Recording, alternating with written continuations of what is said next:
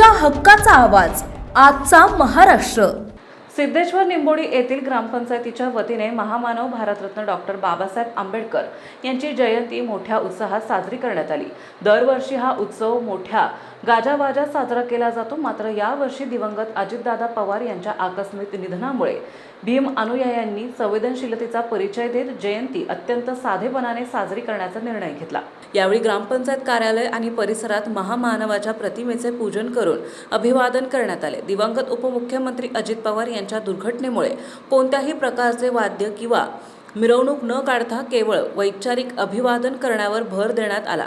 या कार्यक्रमाप्रसंगी सरपंच संतोष सोनवणे, माजी उपसरपंच नामदेव बाड, सलीम मुलाने, तुषार सवाने, संतोष नगरे, संतप सवाने, राजू सवाने, गणेश खंडागळे, मंगेश खंडागळे तसेच उमेश सोनवणे, विक्रम जाचक, अंगणवाडी सेविका आणि गावातील महिला वर्ग यांच्यासह गावातील प्रमुख पदाधिकारी उपस्थित होते।